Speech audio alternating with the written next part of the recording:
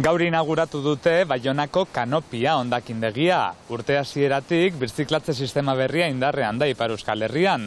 Plastiko eta paper guztiak horira doaz. Eta orain gunea sistema berri horretara moldatu dute. 100 tona sailkatzen dira egunean. Arratsaldeon eta ongi etorri iparraldearen orenera. Gaur gainera errefuxiatuen nazioarteko eguna da eta horrenkarietara migranten eta mugaren egungo egoerari ere erreparatuko diogu besteak beste. Az gaitezen!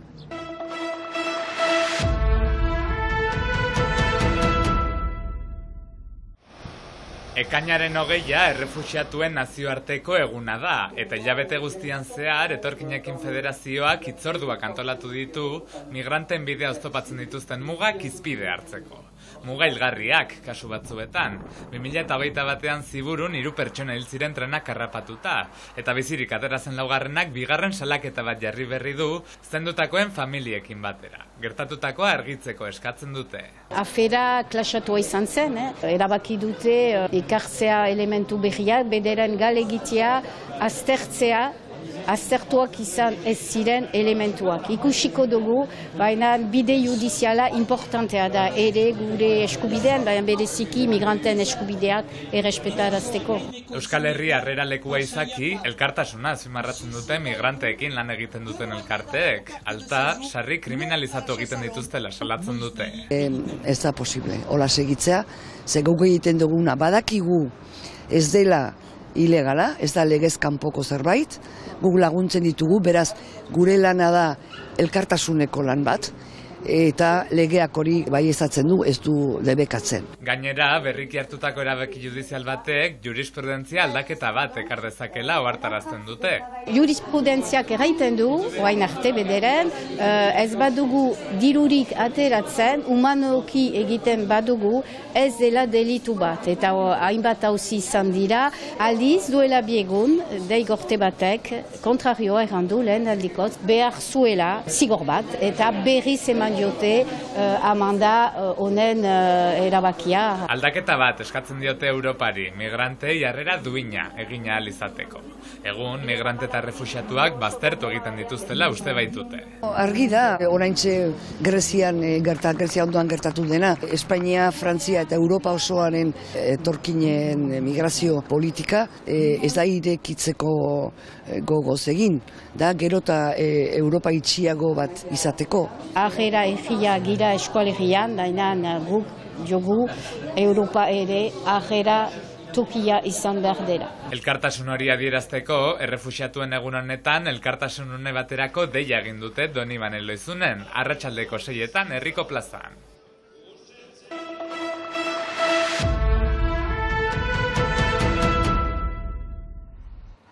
Urtarrilaren bataz geroztik etxe hondakinak bereizteko sistema berria plantan da Ipar Euskal Herrian. Sistema berri horrek aldi berean Kanopia bereizketa zentroaren modernizazio bat ekarri du. Sindikatuak 15.000 milioi erdi euro inbertitu ditu bereizketa kanal berri bat plantan emateko. Gaur bertan, estalki eta paperen bereizketa zentro berria estrenatu dute. Bereizketa zentroan bereizten dugu zikinuntzi horian botatzen duguna. Beraz dira kartoin tipiak, papera, metalezko untziak eta plastikazko estalkiak. Eta berrikuntza nagusia izan da plastikoaren bereizketan, zenta plastikazko estalki guztiak bereizten ditugu eta ez boteilak bakarrik. Egindako obrei esker hondakinen tratamendu gaitasunak bikoiztu dituzte. Hori dela eta 322.000 biztanle baino gehiagoren estalkiak kudeatzen dituzte. Egunero 100 hondakin tona baino gehiago berezi daitezke. Bereizgailu berriak instalatu dituzten arren, azken eginkizuna langileena da. Bai, makinak iten dute bere lanak, baina makinak dira. Eta guk jendeak badugu gure begiak eta lana bukatzen dugu. Lana erresagoa da, baino lehen, baina behar dugu beti jendeak. Bereizketa lehen erronka den arren, hondakinen murrizketa du helburu biltagarbik. Mezua bai bereizketa egin dezan, baina lehenik eta garrantzitsuena da murrizketa biztan dena, nola egin egunerokotasunean hondakin gutxiago botatzeko zikinuntzira, zenta birziklatzen ditugun hondakinak, alere hondakinak egiten ditu, oraindik ere materia erabiltzen da, eta horren gibelean kontsumo sistema bat argia dena, eta horregatik murrizketa dugu, hor badugu lan aldiz. Birtziklate sistema berria plantan eman denez geroztik, emaitza baikorrak lortu dituzte. Hots, 21.000 etxe hondakin tona gutxiago bildu dira urteko lehen 5 hilabeteetan.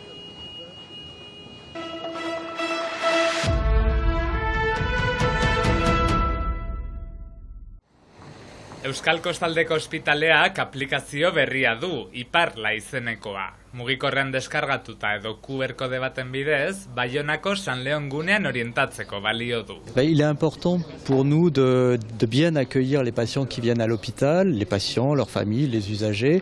Ospitalera iristen diren publiko eta pazienteei harrera ona egitea garrantzitsua da, zuzendariaren hitzetan, eta horretan lagunduko du APP honek. Mugikorrean ibilbide bat proposatzen du, 3 dimentsiotan eta denbora errealean, hartatuei edota haien familiei laguntzeko. Ospitalaren erekinetan barrena, joan behar duten tokira hel daitezen. Donc on peut soit télécharger l'application, soit scanner un peu partout dans l'hôpital des QR codes et puis tout de suite sur votre...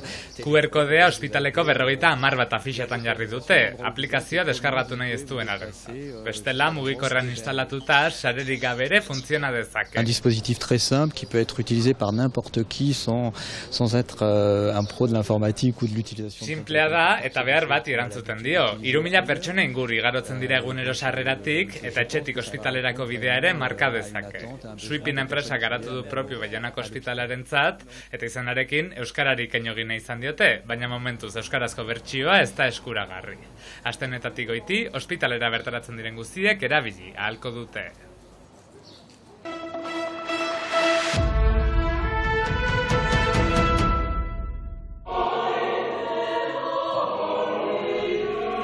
Euskal Herriko Baionako abesbatza aurkeztu da, Euskal Herriko lehen abesbatza profesionala.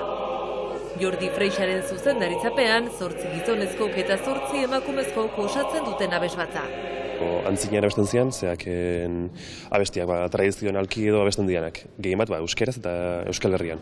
Daude abesbatz pila bat, kalitate oso onakuak, baina nola talde profesionalak egiten dutenak euskal musika eta, bueno, beste kalitate batekin egiteko musika tradizionala kriston aukera da.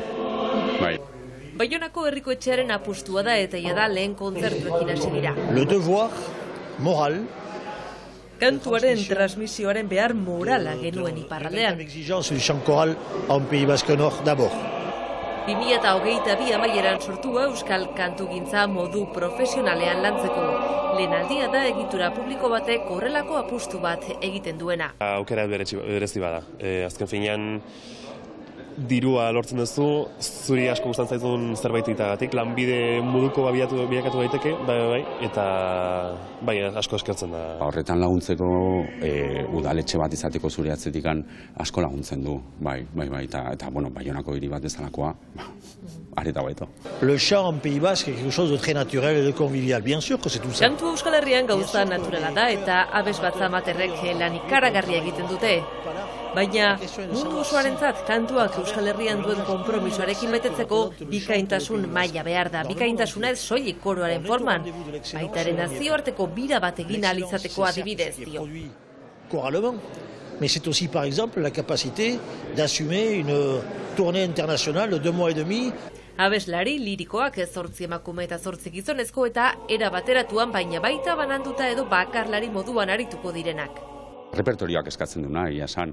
Eta, euskal repertorian badago tradizio oso sakona gizonezko abesbatzekin, otxotekin, eta ideioi mantentzen, egin dugu 2 otxote, bat emakumezkoa, bestea gizonezkoa, eta elkarrekin batera abesbatz bat egiten dutenak. Eta gero, obra batzuetan baita ere daude solistak. Eta abesten dugu, solista bezala, bakarlari bezala, eta gero abesbatzak egiten dizu harmonia eta orduan formato oso ezberdina dazkagu antxe bertan. Baionako herriko etxeak eta elkargoak finantzatzeaz gain, laguntza publikoak ere izanen dituzte, besteak beste, departamentua, eskualdea, Euskal Autonomia Erkidegoa eta mezenas moduan parte hartuko duten hainbat enpresa. Proiektuaren hastapenean daude eta dagoeneko lehen kontzertuak eskaintzen hasi dira. Ikusentzuleok Baionako abesbatza profesionalaren irudi eta musika ederronekin amaituko dugu gaurko saioa. Bihar arte!